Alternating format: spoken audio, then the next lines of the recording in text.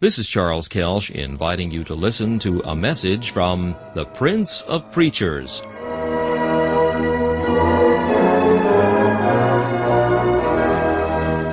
C.H. Spurgeon preached this message on July the 10th, 1859, in the Music Hall of the Royal Surrey Gardens. It is called The Call of Abraham. The text is found in Hebrews chapter 11 and verse 8. By faith Abraham, when he was called to go out into a place which he should after receive for an inheritance, obeyed. And he went out, not knowing whither he went. Abraham's faith was of the most eminent order, for he is called the father of the faithful. Let us rest assured that nothing but repeated and fiery trials could have trained his faith to so great a strength as that which it exhibited in his preparation to slay his son at the command of God. This true Jerusalem blade was long annealed before it gained its marvelous edge and matchless temper. Men come not to their perfect stature except by years of growth. Stars cannot reach the zenith of the heavens by one sudden flash. Nay, even the sun himself must climb to his meridian. Trials are the winds which root the tree of our faith. They are the trainers, drilling God's young soldiers, and teaching their hands to war and their fingers to fight. Foremost among Abraham's trials was that of being called away to a land which he had never seen. As this may be our trial also, I pray that my words may be adapted to our present condition. First, let us look at Abraham. Abraham's family was originally an idolatrous one. Afterwards some beams of light shone in upon the household, and they became worshippers of the true God. But there was much ignorance mingled with their worship, and at least occasionally their old idolatrous habits returned. The Lord, who had always fixed on Abraham to be his chosen servant and the father of his chosen people upon earth, made Abraham leave the society of his friends and relatives, and go out of Ur of the Chaldees, and journey away to the land of Canaan, which he had promised afterwards to give him for an inheritance. We shall notice first what Abraham left, and then where Abraham went. The trial is made up of these two things. What had he to leave? He had to leave behind him those who were exceeding dear to him. It is true that just after his first call, his own father Terah died, having gone a part of the way with Abraham, and detained Abraham a little while by sickness. Abraham then went on his way, obedient to the Lord's command. Nevertheless, he left behind him all the associations of his youth, the house in which he had been trained, the family with which he had been nursed, all those whom he had known, and with whom he had taken sweet counsel. And he must go forth into exile from the family of his love. He left behind him his native country, and to a patriot that is no small struggle, to leave all the associations of one's country, and bear with us one's native songs to be sung in distant valleys. Many a man has felt keenly enough the separation from home and kindred, and next to that, sad banishment from his native land. Besides, we all know what inconvenience Abraham must have had when he was removed. He had a considerable property in flocks and herds, and probably had the ancestral dwelling house in which to reside. He must leave all these, and he must also leave the fair pastures wherein his flocks and his father's flocks had been fed, and he must wend his way into the wilderness. He must give up all agricultural pursuits, renounce his vine and his fig tree, and go his way, he knew not whither, to a land which to him was as unknown as the valley of the shadow of death. Those of you who have had to part from those you loved, who have had your hearts rent when loved ones have been torn away, can sympathize somewhat with Abraham's trial, when he left home and family and country and all, to go forth into an unknown land. This is the place from which he went. Now let us turn to the place to which he journeyed. When men emigrate, they wish to know the nature of the country in which they are to live. If it be a richer country than their own, although it be with some reluctance, they spread the sail and speed across the waters. And it may be, after they have settled there a little while, their mother country is almost forgotten, and they find a settled dwelling-place in their adopted land. But Abraham knew nothing of the country to which he was about to move. He had simply God's promise that it should be his inheritance. It was, it might be said, a wild goose chase, and the profane would deride it as a mad and idle dream. Doubtless the prudent father cautioned him to avoid so great a risk, and the anxious mother bade him remember that, as a bird wandereth from his nest, so is he that leaveth his place. But amidst all this, Abraham was wiser than the wisest, for he put aside all worldly maxims. He set the precept above the maxim, and considered the promise more precious than the proverb. Well was it for Abraham that he knew that the wise things of men are often ignorance dressed out in its best clothes. It has been said by an acute old writer that when Christ came into Jerusalem, and he was incarnate wisdom, he came riding upon an ass. But when Satan came into paradise, and he is infernal folly, he came in the shape of a wise creature, the subtle serpent. Wisdom came riding upon stupidity, and folly came in the garments of craftiness. We shall often find it so in our lives. Simplicities are next akin to revelations. Plain, simple things, and especially a plain, simple obedience, are next akin to the very wisdom of the seer. And he who knoweth how to read the precept need not be afraid that the prophecy will ever contradict it, or render obedience to the precept an act of folly. And Abraham then went forth, he knew not whither. The journey is a long one, say some timid ones. It is so, said Abraham, but God will help me on the way. The end of your journey may be doleful, they say. No, saith Abraham, it cannot be doleful. It may be disappointing to my worldly ambition, but not to my faith. I believe that God will be with me, and that take me where he may, I shall lack no good thing. So Abraham went on his way along a lone and weary journey, and God did not desert him, but graciously provided for him. I have spoken to you of what Abraham left, and whither he went. Now I would have you observe for a moment how it was that Abraham went. It is said that when he was commanded, he obeyed. Ere the precept had gone forth, obedience had come forth to meet it with rejoicing. God had scarcely spoken ere Abraham replied. Just as the thunder followeth the lightning's flash, instanter when the storm is near, so when faith is near, the thunder of our obedience follows the mighty flash of God's influence in our hearts. If God bid us do, we should do at once. Abraham went without any hesitation. He did not say, Lord, give me a little time, I will go in a week. Suffer me first to go and bury my father. I do not find that he said, Lord, let me tarry till the harvest be reaped. No, he was commanded to go, and he went without hesitation. There were no carnal arguments between God and Abraham, for God has not invited his people to reason with him with human arguments. He has invited sinners to do it. Come now, and let us reason together, he has said. When men have no faith, God invites them to reason. But when they have faith, reasoning with God becomes a sin. Abraham asked no question. He was not like Moses. He did not say, Who am I that thou shouldst send me? But when he was commanded to go, he went, and he followed God without hesitation. And then again, we have every reason to believe that he obeyed without reluctance.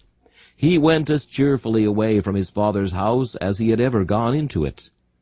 I know not that he was sent away with the voice of tabret and of harp, but I am sure there was the voice of music in his heart. He might have said, I go as cheerfully today, I know not where, as ever I have gone to the fat land of Egypt, or to the spice-bearing country of the Sabaeans. Men said his journey was absurd and deplorable, but to him it was the happiest and the best, for God was with him. And if the star did not guide him as it did the wise men to Bethlehem, yet there was a star within his own soul that shone like a sun, and lightened his footsteps, and cheered his spirit, and sent him on his joyous way towards his appointed habitation. He went cheerfully, not knowing whither he went, not starting and fretting like a bullock unaccustomed to the yoke, but running with willing footsteps in the way of God. The ancients pictured Mercury with wings upon his heels, and surely faith hath them there. 'Tis love that makes our willing feet in swift obedience move.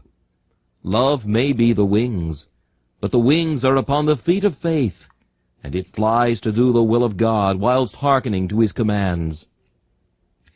But then notice that when Abraham started, he made no stipulations with his Lord. If God had commanded Abraham to go to the utmost bounds of the green earth, to rivers unknown to song, Abraham would have departed. If God had commanded him to ford the Atlantic, Abraham would have obeyed. His feet would have been willing to attempt a miracle, and the stormy billows would have been dry before his march. We may rest assured that when Abraham started, he asked no questions concerning how far or to what place he was journeying. He left that all in the hands of God.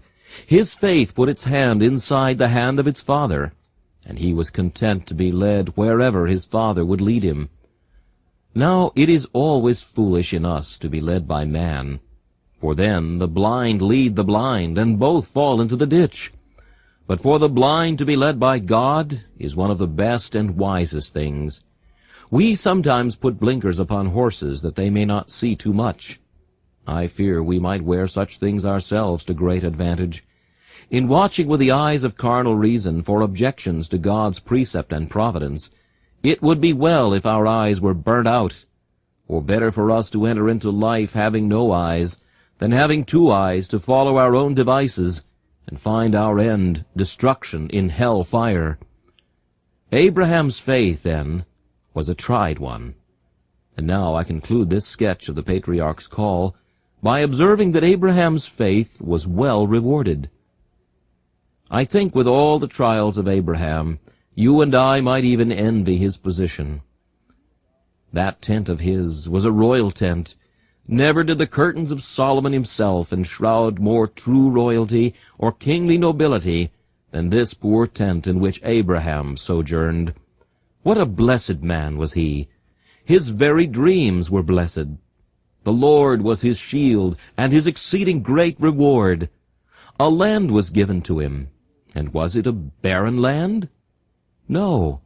The Jews of old used to say that Canaan was the breast of the world, for there was always an abundance of milk and fatness.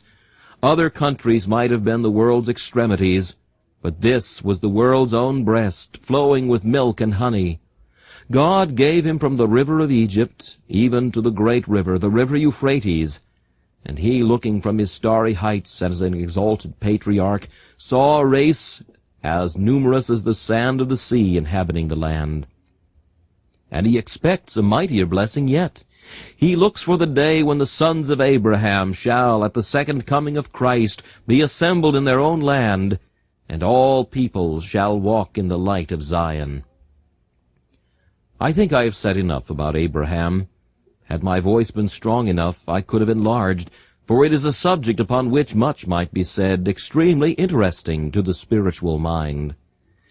But now I come to observe that you and I may be placed in the same position. At their first conversion, very many of the people of God are called to pass through the precise trial which Abraham endured.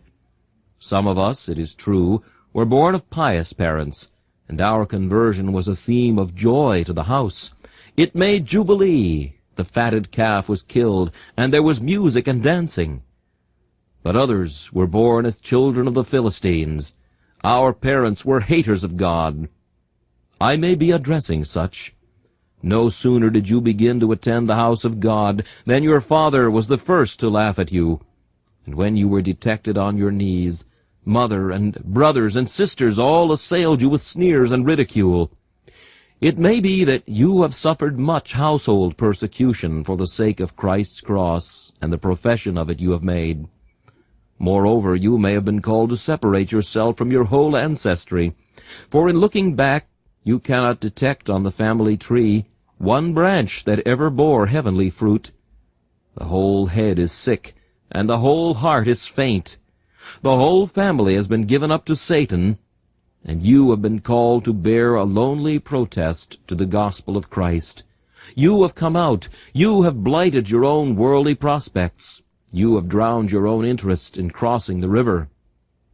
You have suffered the loss of all things for Christ's sake, and perhaps at the time you may have been greatly staggered. Nay, even now you may be passing through the fiery trial. You may be staggering in your soul and saying, "Can this be right? Shall I give up my religion? Shall I put back into port? Or shall I encounter these waves that threaten to submerge my vessel?" Dear brothers and sisters, if father and mother forsake you, the Lord will take you up. "He that loveth father and mother, and house and lands, more than me," said Christ, "is not worthy of me." You must leave all for Christ's sake. Be prepared. If they will come with you, take their compliance gladly. If they will not, then come alone. Come ye out from among them, be ye separate, touch not the unclean thing. Be an Abraham. Leave everything. And if you do this in faith, verily you shall not lack your reward. He is able, and he has promised to give you in this life 10 times more than you lose for him, and in the world to come, life everlasting. Such Christians as I have referred to, who are not called in early life to endure this trial, frequently have to bear its counterpart at another stage in their journey. On a sudden their minds are enlightened with regard to the pure simplicity of the gospel. Their family is professedly religious, and they have been in the habit of attending a certain place of worship with their kindred and friends, till at length a change passes over their religious views. Perhaps it is a doctrinal change. They have imbibed the orthodox faith from the pure fountain of revelation itself, unalloyed by the traditions and qualifications of men. They have cast away all the heterodox glossary of man, and have determined to believe nothing but the sovereign grace of God. Perhaps their views on baptism may have changed, and seeing nothing in Scripture to warrant infant sprinkling, they have come out with the determination to practice believers' baptism. It may be that this entails the scoff and scorn of all who know them. This grieves the heart of those who know and love Jesus, and the question arises with them, "What shall I do?" These matters may be non-essential. Shall I keep them back? Shall I, for charity's sake, weaken my testimony? Shall I only bear testimony to points on which I may agree with other people, and hold my tongue about the rest? Oh, my dear friends, such carnal policy, if you practice it, will do you serious injury. Whatever you believe, carry it out. Depend upon it, a grain of truth is a grain of diamond dust, and it is precious. There may be truths non-essential to our salvation, but there are no non-essential truths with regard to our comfort. Every truth is essential. We must keep back none, but follow the Lord wholly. Let this be your song. Through floods and flames, if Jesus lead, I'll follow where he goes. Hinder me not shall be my cry, though earth and hell oppose. The tendency of the present age is to temporize. We are asked continually to qualify our testimony, to cut off some portion of the truth we preach, to smooth down and polish our words. God forbid! We will not do so. Whatever we believe to be true, to the last jot and tittle we will speak it out. I hope so long as I live, there will always be a straight road from my heart to my mouth, and that I shall be able to preach whatever I believe in my soul, and to keep nothing reserved. Do you the same. Though you should forsake all, and should be by all forsaken, for the truth's sake, with Abraham's trial and Abraham's faith, you shall have Abraham's honor and Abraham's reward. How often has this temptation happened to the rich? When those who have moved in court circles have suddenly become the subjects of the enlightening Spirit of grace, what opposition they have had to encounter! Many have been the noble ladies and gentlemen who have sat in this hall. Yet, although I know many of them were impressed, how few of them have remained. Here and there one, they shine like the gleanings of the vintage, here and there one upon the topmost boughs. And what is the reason? Is it that their consciences are incapable of conviction? It is simply that the cares of this life, or the deceitfulness of riches, chokes the word, and by they are offended. It is not likely that the simple worship of our unendowed meeting-houses is to win the palm of courtly applause. It is not likely that the name of dissenter is to be held respectable. It is not likely that Calvinism is to become the court religion of England. It is not likely, at least at present, that a poor, simple, honest man's ministry will be a ministry that courtiers regard. We never expected it. Nevertheless, there have been some, and God bless them, who have not been ashamed to come out and leave behind them their former associates, and take part with the despised people of God, scarcely knowing whither they went. Though they did know we were poor, and most of us uneducated and illiterate, they have taken their portion with us, and they have shown no signs of turning back, but do even glory in that which some count their shame. God bless them, and that abundantly. Again, this trial of faith cometh oftentimes in matters of providence. We have been lining our nests very softly, and counting all the eggs that are laid therein with the greatest cheerfulness and delight. We have had much goods laid up for many years, and all of a sudden misfortune, like a wicked boy, has climbed the tree and pulled down the nests, and the birds had to fly, and we have said, "Whither shall we go?" But God has comforted us, and we have said in our hearts, "Every tree in the forest of earth is doomed to the axe. Why, therefore, should we build our nest here? Let us fly away, and find our home in the rock of ages." And God has rewarded our faith. Our business, though suddenly blighted when flourishing in one place, has been, when removed amid sad misgivings and dark uncertainties, even more flourishing in another. Or if not, if trials have multiplied and poverty has succeeded wealth, yet grace has increased, and as our afflictions abounded, our consolations have much more abounded. I believe, dear friends, that many and many a time you, in your providential journey, will have to go forth, not knowing whither you are going. But it is good for you. Do not murmur at it. If the father of the faithful had to do it, why should the sons murmur? The father of the family must not know whither he was going. And shall you, the sons and daughters, long to read the future with wistful, curious eyes? No. Wherever God in His providence guides you, let it be your joy to know that He is too wise to err, too good to be unkind. And, beloved, this is what I feel at the present moment respecting the position of ourselves as a congregation. I was led to this text by considering the way in which God led us, especially in reference to this place. It is now nearly 3 years since Exeter Hall was shut against us, for reasons which I have never considered to be fully justifiable. Then it was we went forth not knowing whither we went, and this place was prepared for us. It is more than probable that after 2 more Sabbaths have elapsed, we must go forth again, not knowing whither we shall go. But my faith is fixed upon Him who has provided for us hitherto. This congregation cannot be scattered. God has gathered it, and we will go forth, being assured that a place shall be discovered in which we shall meet, and this shall work for the furtherance of the gospel and for the glory of God. I feel that perhaps God has another host of sinners to be aroused and converted to Christ.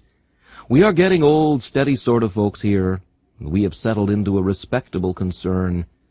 We may be turned into the streets, but God going with us, we care not where we go. Wherever it is, we shall be kept together. We are not men whose attachment has been formed hastily. We love each other. Like Abraham and Lot and his family, we will journey together. We have no cause to fear. Do not, I entreat you, betray the slightest distress about it. If God has done it, He has wise purposes, Let us submit in silence, and believe it must and shall be well. Abraham went forth, not knowing whither he went. We will imitate him.